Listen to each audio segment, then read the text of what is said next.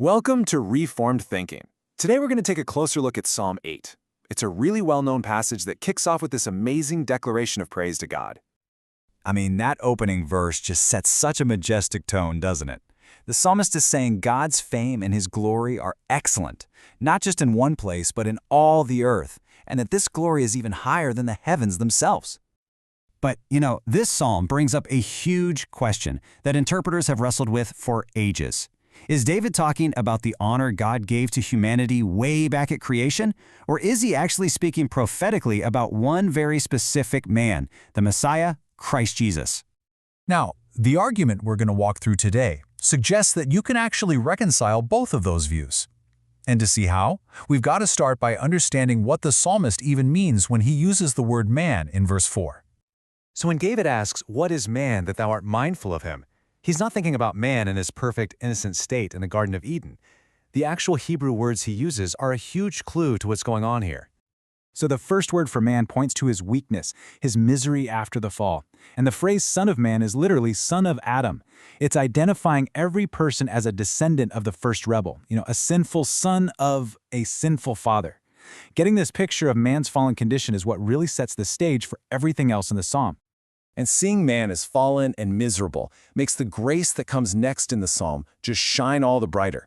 The glory and the dominion that are described, well, they're restored to humanity, but not in our own right. They come through a representative. Fallen man just doesn't have this dominion anymore. Instead, Christ, as the head and representative of his people, he receives this honor for our good. He steps in and acts in our place to get back what was lost. And this whole restoration happens through Christ's work. First, you have his humiliation. Christ, who is Lord over the angels, willingly took on our human nature, making himself lower than the angels for a while. Then, in his exaltation, he was raised to the very highest place and given total dominion over all of creation. So the honor that's given to Christ as our representative is then shared with everyone who believes in him. But what's really fascinating is how this dominion gets established in the first place, which actually takes us back to verse 2.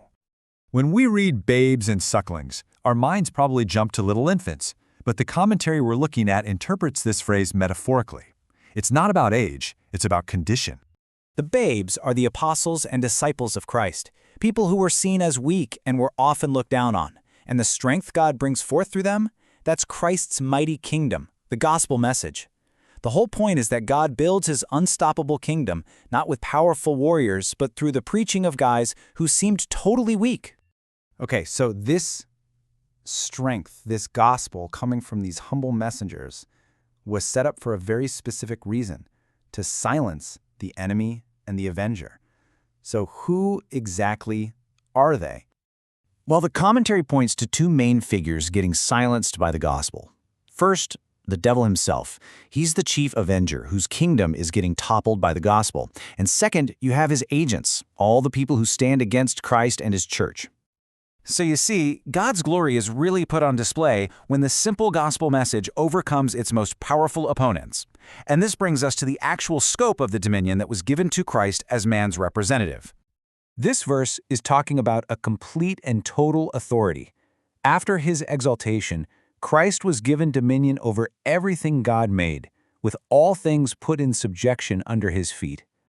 And pulling from the Apostle Paul in 1 Corinthians 15, the commentary shows that this dominion is universal. It covers everything in heaven, yep, even the angels, and on earth. The only exception is God the Father, who is the one who put everything under Christ in the first place. This brings us full circle, right back to the beginning of the psalm, and it clears up our big question. Does the psalm speak of man or of the Messiah? The argument is that it's talking about both, but in a very specific order.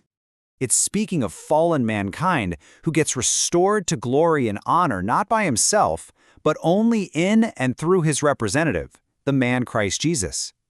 That universal scope of God's fame, in all the earth, that's the evidence that the psalmist is really pointing to the Messiah and his work of redemption. The psalm opens and closes by declaring how excellent God's name is. And this whole interpretation leads us to one conclusion.